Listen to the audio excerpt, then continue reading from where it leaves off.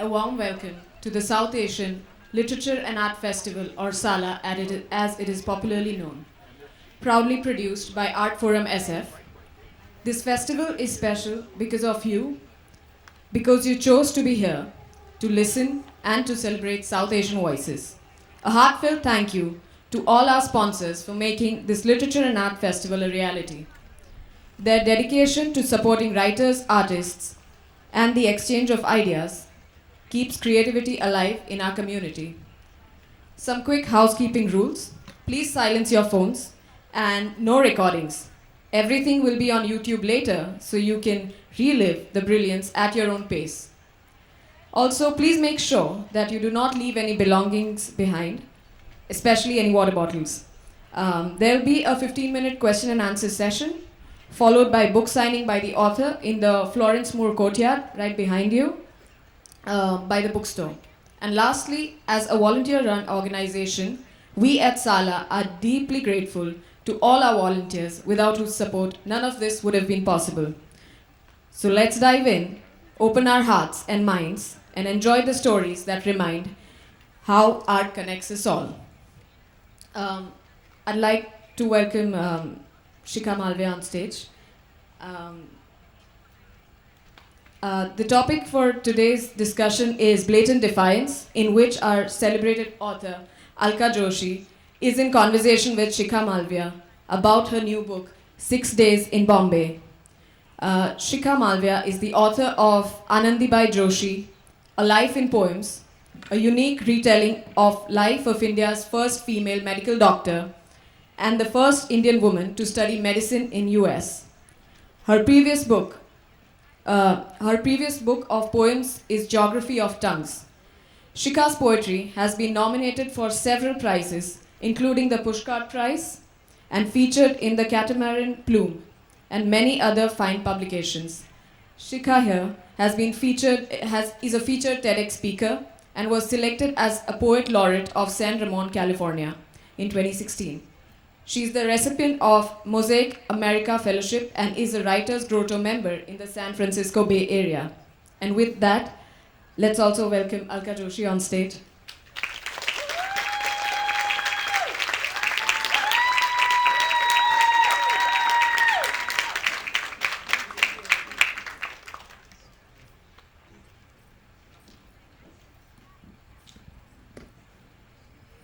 All right. Thank you for showing up on a Sunday morning. I know it's hard for many of us, but here we all are. And, our conversation is going to be a robust one. Yes. So it is my absolute pleasure and honor to welcome Alka Joshi back to the SALA Festival. Thank you. And I think some things have happened since you were last here. A few more books, right? Yes, just a few. Yeah. So for those who may just be coming to Alka's work or are new to it, Alka Joshi is the internationally best-selling author of The Henna Artist, The Secret Keeper of Jaipur, The Perfumist of Paris, and 6 Days in Bombay.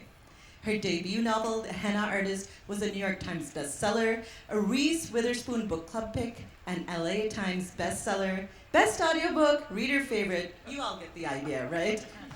And she's been translated in 30 languages. Yes, you heard it right, 30 languages. Her late-stage transition from a 30-year career in advertising and marketing to full-time author put her on the list of Forbes 50 over 50, women who are shattering age and gender norms. Yes. And on center stage at the Forbes Women's Summit in Abu Dhabi. So Alka was born in Rajasthan and came to the US with her family when she was 9. She has a BA from Stanford University and an MFA from California College of the Arts. She has spoken to over 1,000 book clubs, literary festivals, schools, and corporations. Phew! So, today we'll be discussing Alka's latest novel, 6 Days in Bombay. Moving beyond the beloved world of Jaipur, Alka turns her attention to pre-independence India, the Anglo-Indian community, which is really interesting to me, and the enigmatic Hungarian Indian artist Amrita Sher-Gil, who has been likened to Frida Kahlo for her boldness, and who also died mysteriously at 28. Through her fictional portrayal as Mira Novak, and through the eyes of Sona, an Anglo-Indian nurse who takes care of Mira. This novel asks those questions that so deeply resonate in our own diaspora community. What makes us who we are? How do we honor multiple identities? And where do we fit in? It's exactly the kind of story we all need, and that refuses to let brilliant South Asian women remain in the margins. Don't you agree? Yes. Wow, that's a lovely, lovely introduction to the book. Thank you so much, Shikha. Well, I love this book so much. I've read it a few times, and I want to start with the main protagonist, who is Sona Falstaff, and she's also the narrator of the book. And she's this young Anglo-Indian nurse in 1930s Bombay, and she works at Wadia Hospital, and she's raised by an Indian seamstress mother, and her father was a British, I don't know, was he a soldier, or Yeah. he worked with the soldiers? He worked in the army. Right, and he deserted them, and so Sona believes that she's living a small life. So what drew you to her as your way into this story? I think, welcome everybody. Thank you so much for being here. I understand we are in a beautiful campus, and the weather, it couldn't be more perfect. This is so great. I just came in from DC last night, and DC is hot and humid, so this is much better.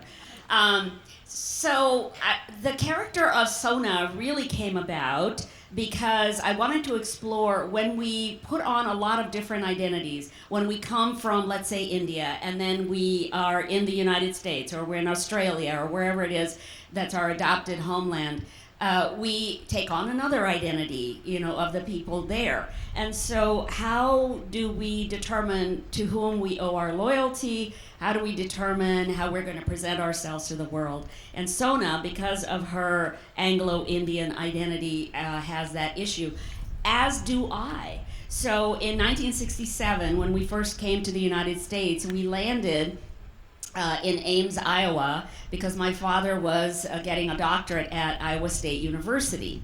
And so all of a sudden, we are thrown into an environment where we don't look like anybody else. And so they're looking at us as if we are animals in a zoo, and they're asking us questions that maybe some of you have been asked, which are, oh, you're Indian, so what tribe are you? Oh, you're from India. Where is that? Somewhere near Texas? Because in 1967, a lot of people had never traveled outside of the United States, much less outside of their own state. So, the other kind of questions that they're asking are, why do you guys smell funny? Well, it's because we ate curry, and they weren't used to curry at all. They didn't really understand curry. So, we had this sort of a rude awakening of the kind of place we were from.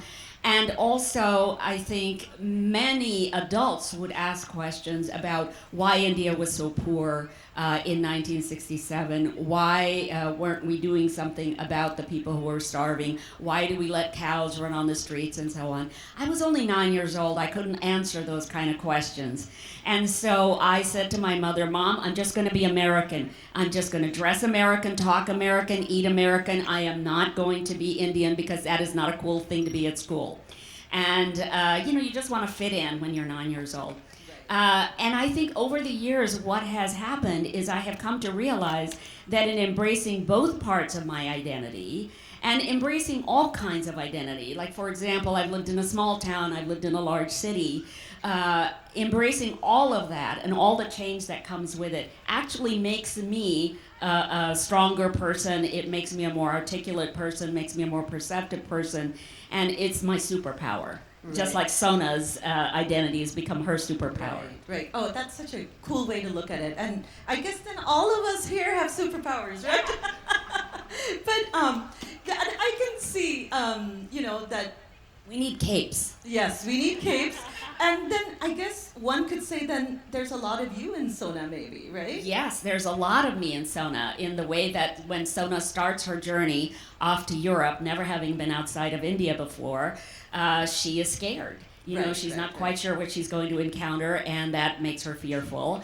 But the more she gets used to change and how, it really leads to opportunities to grow within herself and outside of herself, then she realizes, oh, okay, I think I can handle this. I can be whoever I want to be in whatever circumstance I find myself in. Right, and the novel is a lot about her journey, sort of like a self-discovery, but also, I think it's really neat that you chose to focus on the Anglo-Indian community. And what is something that you learned about them that you didn't know before? So the reason that Sona is Anglo-Indian, it's not because I'm Anglo-Indian or we have Anglo-Indians in our family, but because in researching all of this information about the 1930s in India, we have the character of Mira. So I'll speak about Mira a little bit. In 2019, I went to New Delhi and I went to the National Gallery of Modern Art there. And there I saw all those paintings by Amrita Sher-Gil. And I was so impressed because they are a combination of Impressionism and avant-garde work, and then also a little bit of surrealism. And she was doing this in the 1930s, which is extremely unusual. Amazing. Yeah, and it's also amazing that she was a woman doing it. Absolutely. And she was painting females and males in the nude, which was something that was verboten to females. Men had been doing it for centuries, but for some reason, for females, it wasn't okay to make that a subject matter. So I decided right then and there, why have I never heard of Amrita Sher-Gil when I have a bachelor's in art history? And I have, I scour museums all over the world, wherever I go. So I thought, well, she deserves a place in the canon of all of these amazing artists as well. And I don't want the world to forget about her. So let me see if through historical fiction, I can let people know about this amazing woman and her personality. So I'm writing about Mira. Now, in 1937, which is when I decide to set the story, because it's between the two world wars, and I don't want either world war to take away from the story, I find out that in the hospitals where Mira is going to end up as a patient, there were the people who got to work in private hospitals and earn more money were the English or anybody with some British blood, and that was Anglo-Indians. So then I start doing some deep dive into Anglo-Indians. How did they come about? And it turned out that 300 years prior, the British East India Company had encouraged alliances between their male employees and female Indian women. And the reason for that was because they wanted to create a bridge between the two cultures and also between the two languages. And the British knew that they would need people in their administrative staffs who could speak both languages, communicate in both communities. And so, these Anglo-Indians were born. The British actually paid these families silver coins in order to have these children. For every child they had, they got more coins.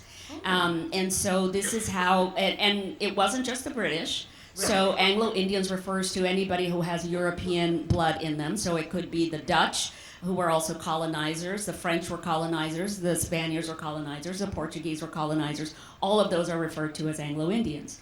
And so I got really curious about, Sona's life and how that would intersect with Mira's.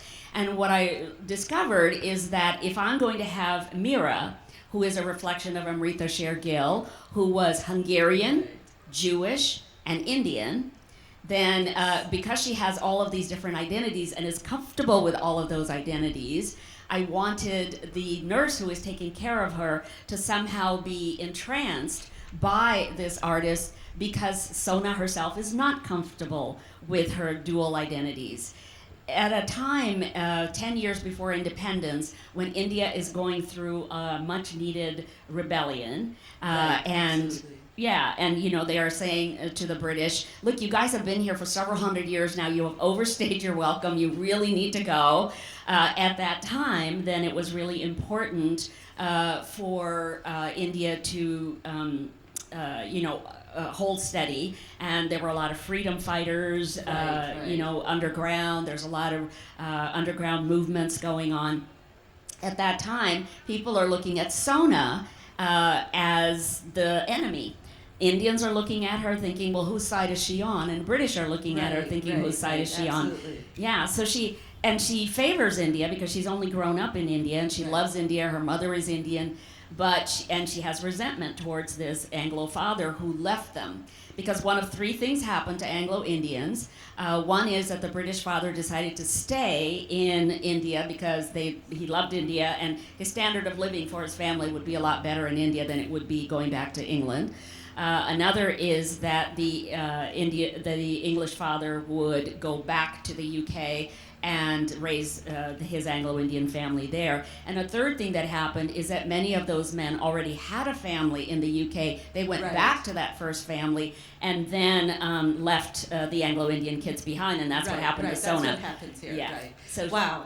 Yeah. I mean, clearly we can see here that you've done a lot of research in many different areas, like and not just the community, but also the life of Amrita Sher-Gil. Yeah. And as you said, she's portrayed through the character of Meera Novak. So Meera Novak is admitted into Vadia Hospital, and then that's where Sona comes to take care of her. And Meera is also what is known as a half and half, right? And tell us, first I want to say I loved the way you captured Amrita Sher-Gil's essence. the personality. Yes, she is such a fascinating and contradictory person when you read about her life. And I know we did touch upon it in the introduction, how she's likened to India's Frida Kahlo, and that is because she lived a very bold, unconventional life. And like Frida, she also did self-portraiture in a time when selfies weren't known, right? And so I guess you did tell us about how you encountered Amrita Sher-Gil's work, but what is it that you, as an art history major and as a storyteller, wanted everyone to know about Amrita? Well, I wanted people to know that here was a woman who refused to be defined by the terms of her society, by the terms of her family. She was born into wealth. Her father was a Sikh, and he was born into a wealthy family. He was the second son, so he decided not to participate in the sugar factory or take any kind of business ownership of it. He decided to just cash out the money, so he lived on a monthly income. And very eccentric man. Very eccentric man, yes. Flitted all over the world and fell in love with this Hungarian opera singer named Marie Antoinette Gottesman. And Marie Antoinette was born to a very sophisticated Jewish family, very musical family. So both of her daughters, Amrita being the first and Indra being the younger daughter, were schooled in piano, in violin, in all kinds of theater work. And so they both grew very confident, Amrita especially. But aside from the talent that she had in art and the fact that her mother was taking her all over Europe to study with famous painters from the time she was 12 years old, they were going to Venice, they were going to Florence, they were going to Paris. Aside from that, Amrita was very bold in herself. She, I think, just figured out from a very young age that she just wasn't like everybody else, and that was perfectly okay with her. So she was, she would protest, things like she was sent to a Catholic school, and one day she just stood up and declared, "I am an atheist." And so she got expelled from her Catholic school. Right. This is in Hungary. She was also very bold in terms of her political views. She believed in India's independence, and she was against the British Raj, and she made that very clear from a very young age. She would, speak out, much to her mother's and her father's chagrin. And also, she was promiscuous, and she loved to sleep with anything that moved, that took her fancy. She didn't discriminate. No, she did not discriminate. So man, woman, whatever, she was into that. And of course, her mother was completely scandalized all the time. Her father was scandalized. And then when her mother said, "Listen, Amrita, if you just get married, maybe we can put an end to all this scandal mongering, okay?" And so Amrita said, "Oh, you want me to get married to that, Nawab, that Raja, that industrialist? No." She marries her cousin. She marries her first cousin in Hungary.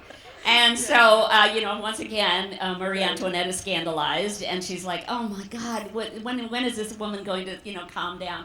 And she never did. But here is what happened, and this is why we don't know so much about her. At the age of 28, her husband Victor took her into a hospital in Lahore, which is where they were living and where she was painting at the time.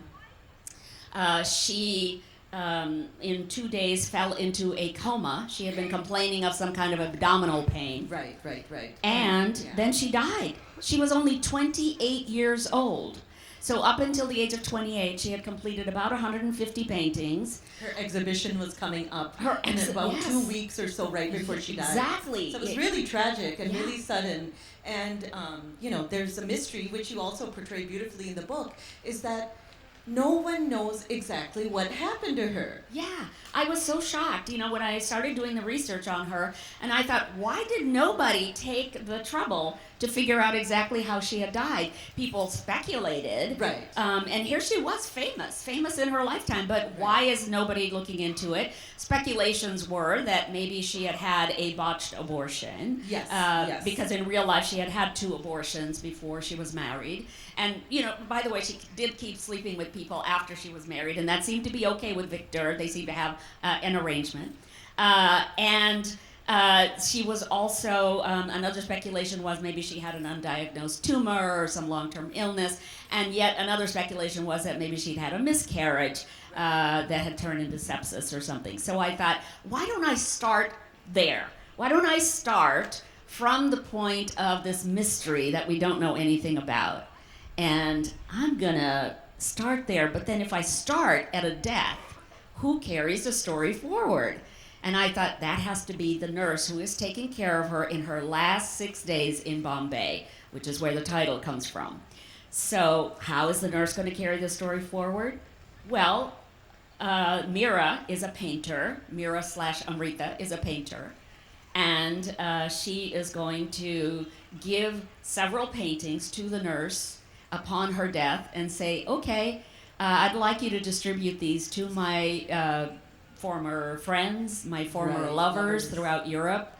And how in the world is Sona going to do that when she has no money? How is she even going to get to Europe? When I came to that part of the book, I'm like, wow, look at the arrogance. Here was someone who had a lot of money, had a lot of fame, was eccentric, and then she's put this expectation on somebody else.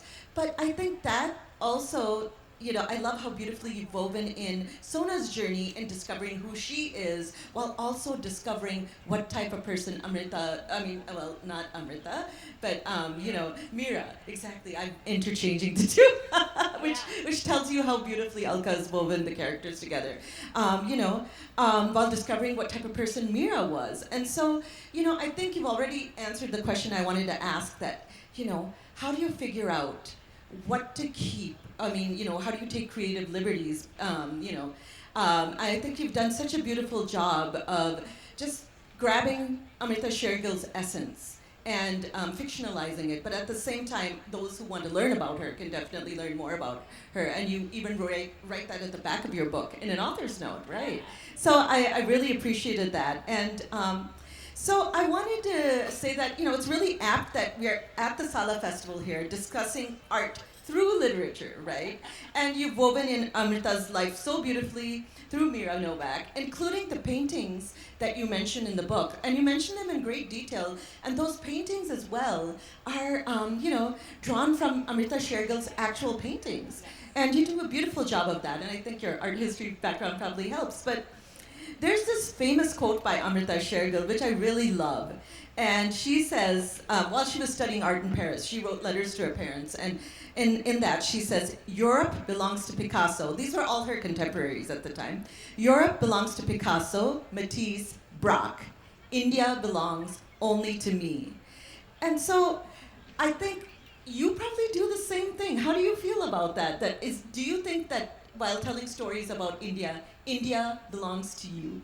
Yeah, and I never would have thought that. I mean, the 9-year-old me would never have anticipated that at the age of 67, I'm writing about India. I never would have anticipated that, because as I told you, when I was 9 years old, I'm like, nope, I am American. I'm not going to be Indian at all. But then what happened is that in 2008, when there was this great recession, I'd been running my own advertising and marketing firm for about 20 years, and I had this opportunity to go to India because my younger brother had bought a condo there. And he said, listen, let me open it up to the whole family. My mother, who was in her 70s, said, Alka, I want to go. Will you please chaperone me? I'd like to stay there for a few months, and then you can, come back and get me. Well, I had not been to India in 4 decades. And so finally, I started going with her, and I saw the India of her love. She just loved the sari. She took me to sari bazaars. She took me to jewelry bazaars. She took me to the fruit and vegetable markets. We met all kinds of people whom she used to know. And I was so blown away by the color and the vibrancy and the energy of the city of Jaipur, and just the warmth of the people. And so I thought, oh my gosh, I need to start writing about this. And then, of course, what I really wanted to do was to give my mother a life that she didn't have. And my mother's life had been so traditional. She knew from the time she was a little girl that she was going to be arranged in a marriage to somebody. She had wanted to go to college, but that wasn't what her father wanted for her. So, she's married. Within 4 years, she has 3 kids, and then her life is just never her own. She doesn't get to go to college. She never has a career. She would love to have done all of those things. So I thought maybe in writing about India in her time period, in the 1950s, what if I could give her a life that she did not get to have? And that's where Lakshmi in The Henna Artist was born. Right. So then I just keep writing about India, because then these characters and this whole place comes to life. And then I thought, wow, I could go from there to writing about Amrita Sher-Gil when I found her in Delhi at the art gallery, at the museum. And then, just taking off from there, and there's so much richness. But Absolutely. yes, so to your question, for me, I feel that the immigrant story belongs to Jhumpa Lahiri. She does a beautiful job at the immigrant story. Right. I feel that the partition story belongs to Salman Rushdie. He does a beautiful job of that. And I feel like maybe just the talking about ordinary Indians living their lives pre-independence and a little bit post-independence kind of belongs to me, because I have done so much research now about India during this time period. That's a beautiful way of putting it, and I absolutely agree.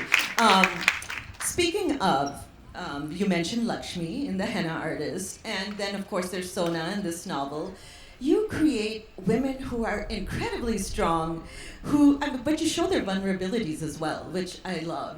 And then, but they refuse to accept the so-called small lives which society offers to them. So, Sona travels the world trying to fulfill another woman's wishes and discovers herself in the process, right?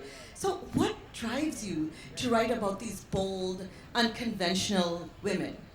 I think it's the same thing that drove my mother to train me to think differently.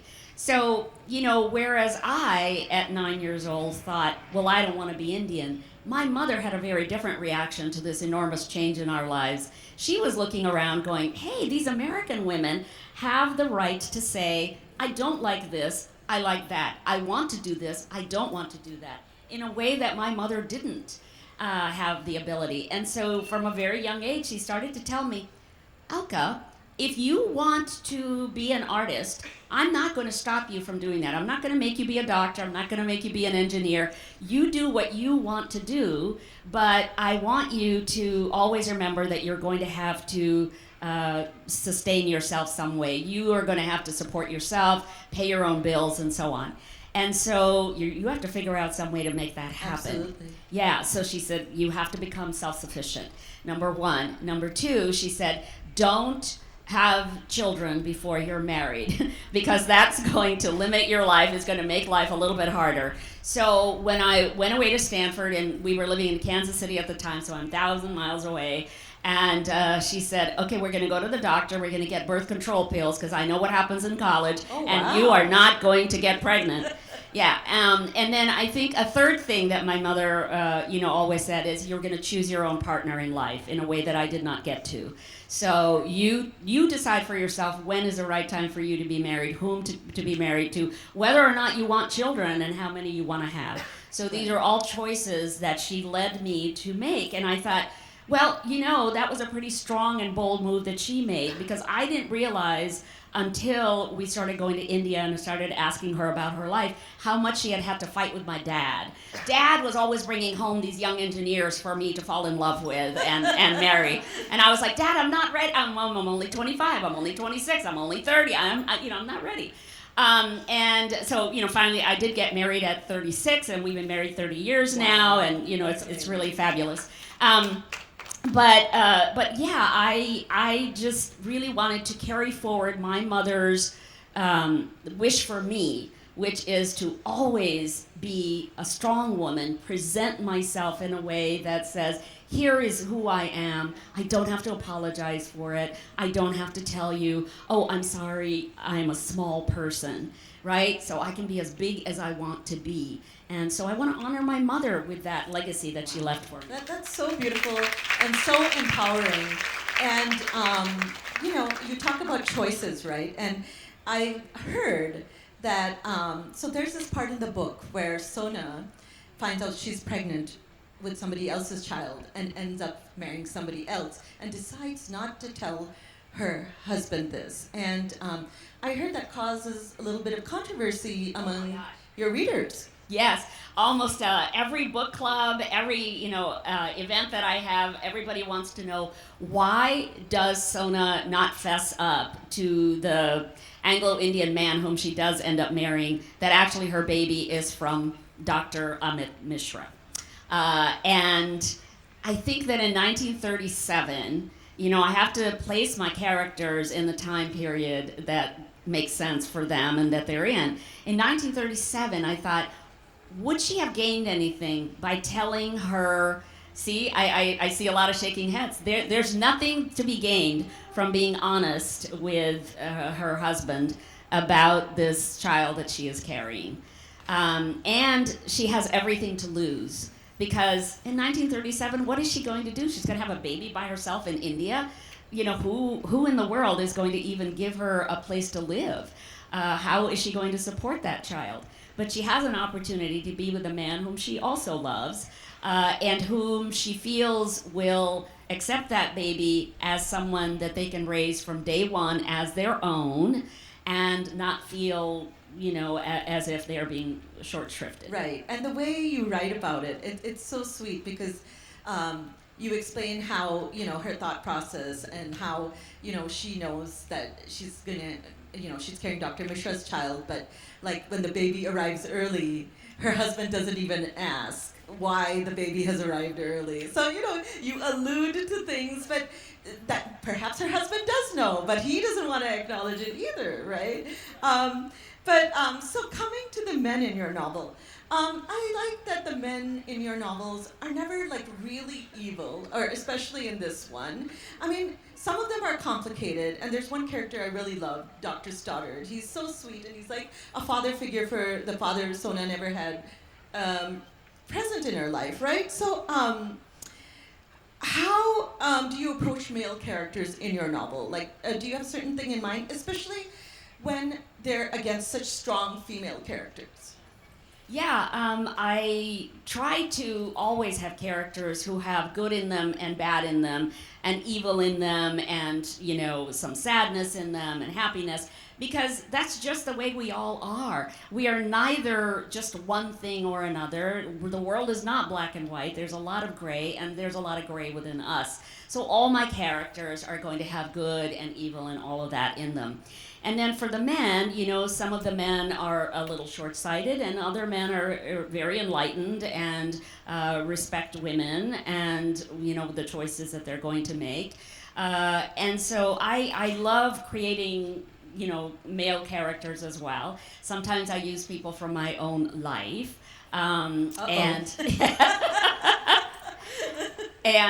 people like Dr. Mishra are like, a lot like my husband, who is very aware of the contributions that women have made in society, Right. and are very respectful of them. I have never once heard him say anything derogatory about a woman or use any of the words that some men will use.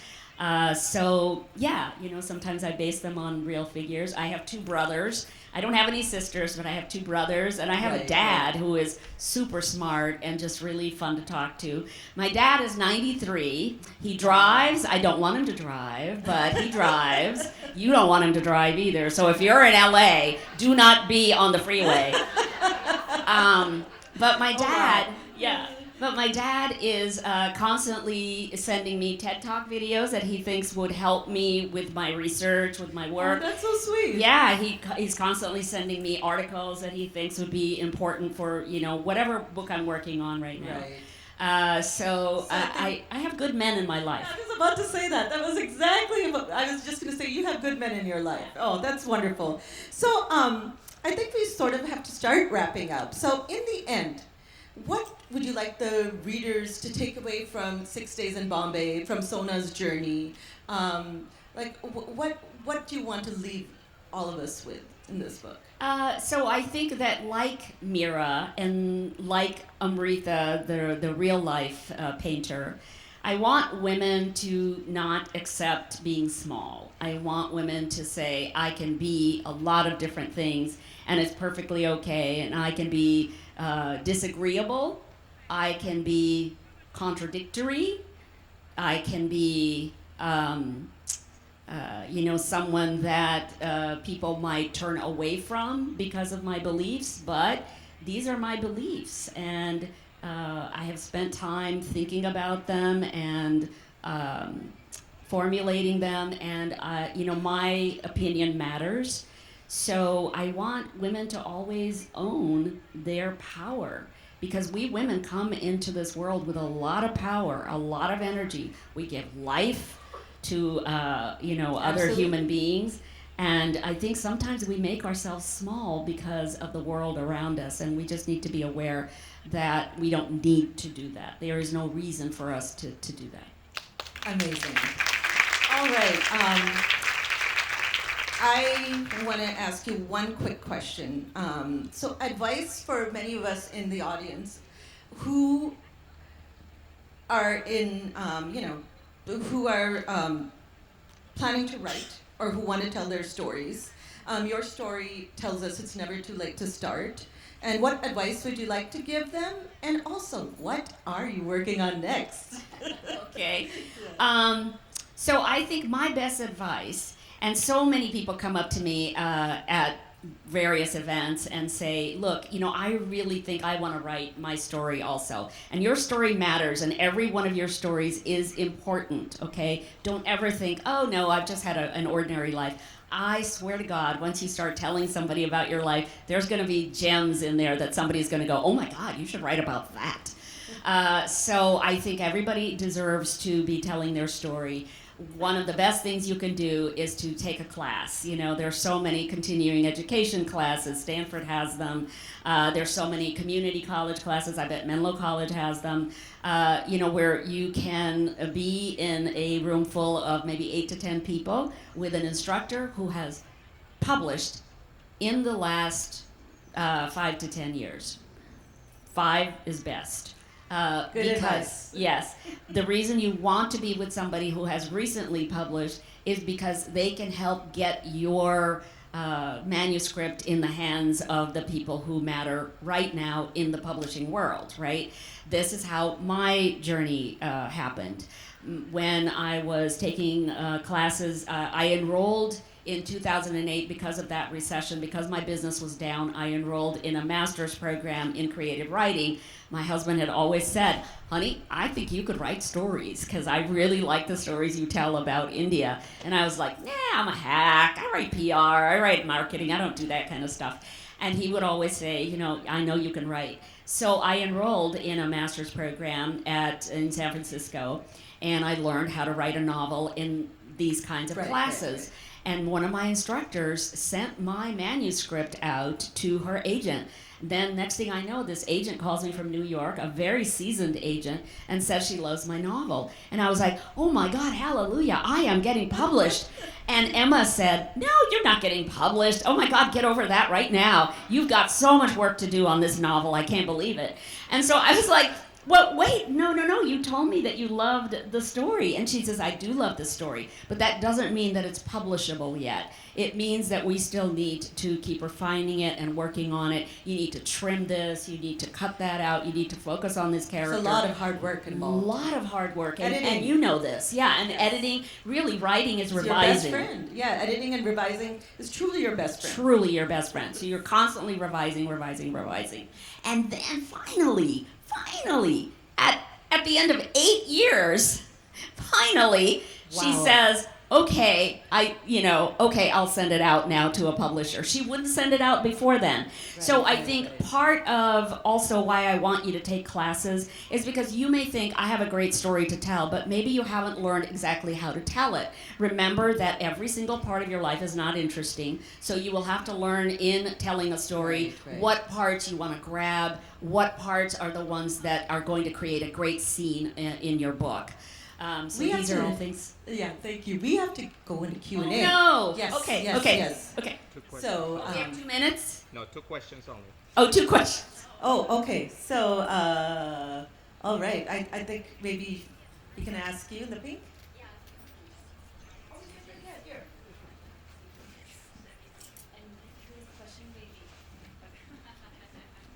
Thank you both. Alka, I've heard you speak about 5 or 6 times, and Oh. I've never heard. Yes, thank you. I've never heard you say those 3 things that your mom told you, and I think she and I could have hung out because I said the same things to my kids. Seems to have worked out at 24 and 28. Yesterday, I asked a question at another panel. As a musician, I did this wacky thing where I, 2 years ago, started buying manuscript paper on which to journal because I thought that meant I'd access. It was weird. Everyone thought it was weird, so I thought I should keep going because everyone thought it was weird. And now 2 years in, I have to say I am writing differently in different ways because I'm writing on staff paper. I wanted to hear a bit about the process. Is there any, I called it wacky doodle yesterday, like wacky doodle thing you do Well, process-wise?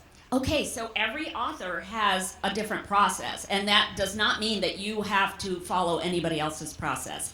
So here's what I do. I get up in the morning, I'm still in my pajamas, my husband has made coffee, I get my coffee, I go back into bed, and I prop all the pillows behind me. I have a laptop table and my computer, and then I start working. I buy 2 pairs of pajamas every year from Garnet Hill because they fit me. And those are my writing uniforms. That is my uniform. That is my uniform for writing because it makes me feel really comfortable and I feel like I'm home. I'm home and I'm comfortable. I can write. And then the other thing is my little terrier is usually on the bed with me. Yes, and you know she'll let me know when it's time to like get up and move around a little bit. I do yoga to keep myself flexible because you have to, stay flexible your whole life. Let's see, what else? What else do I do? I read a lot. And I watch a lot of, because I write about India, historical India, I watch a lot of Bollywood movies from the time periods, the 40s, 50s, 60s, whatever I can get. Hey, here's a really interesting thing I found out. So a couple of things about me. So when I went to high school, my high school was 70% Jewish. And I wanted to marry a Jewish boy so bad because they were smart and they were funny and, they were all over the place. And, but that didn't happen in my life. And I always have met a lot of Jewish and Indian couples in my life, more and more today. And I thought, why is that? Well, I found out that in the 20s and 30s, when Bollywood was getting started, right, first with silent films and then later with talkies, Hindu women and Muslim women were not allowed to be on stage or on screen. And so it was the Indo-Jewish women who took over. And we had actresses like Solochana and Nirmala. And this is all in 6 Days in Bombay also, because this is kind of what I found out when I was doing this book. So they became huge Bollywood actresses. For about 10, 15 years, they dominated the Indian film market. Anyways, just a little side angle. But anyway, so, I love doing these deep dives into whatever part of history I happen to be going into. And because I'm a nerd, I can really get way deep into silly stuff that, probably nobody else would find interesting. I think we have time for one more question. Alka, your mom is amazing. And my question is, building on that question actually about the research that you do to do that world building, not just the setting, but the cultural context, the social norms.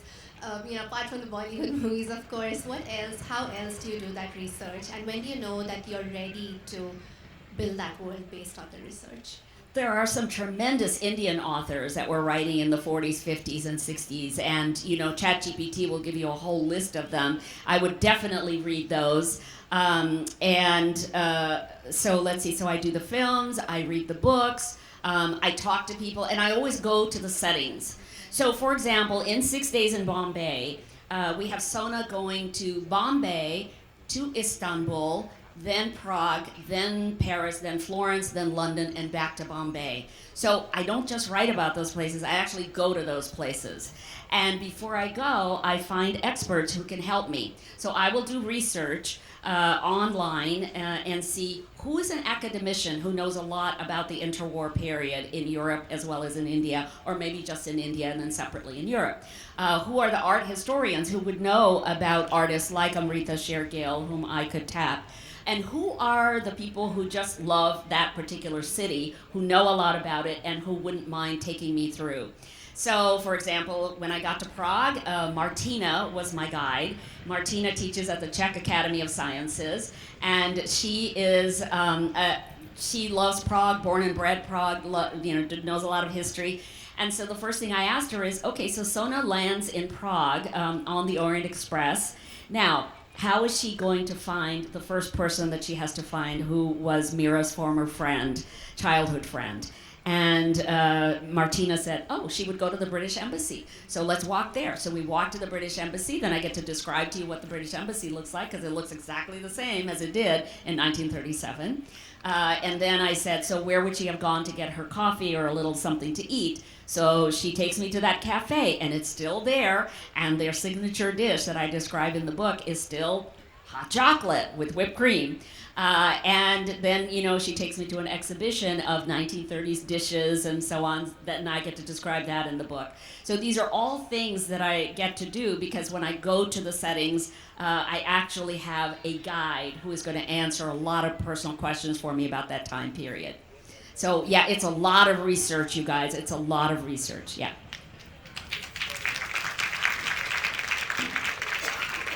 Wow. I'd love to do that kind of research as well. Hey, you know what?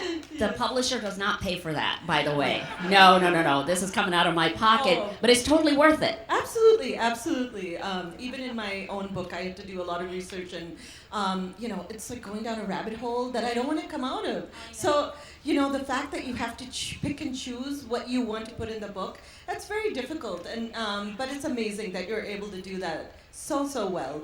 And I guess we're out of time now, but thank you so much for this wonderful conversation, for bringing us into your worlds that you have built. And thank you, everybody, for joining us this afternoon. I hope you enjoy the rest of this festival. It's been a pleasure. It's been an Thank you. pleasure. And I just want to say that as a moderator, Shikha has been amazing because she read the book several times in order to get a lot of these questions. And I really appreciate the time and energy that you put into that. So please also read Shikha's books. And I think we're going to be book signing this over afternoon. there, in the courtyard. Yes. In the courtyard? Oh, immediately following. Okay, so if you guys want me to sign a book, or Shikha, are your books here as well? Yes, they Yes? are, but yes. Please let us know. Thank you so much.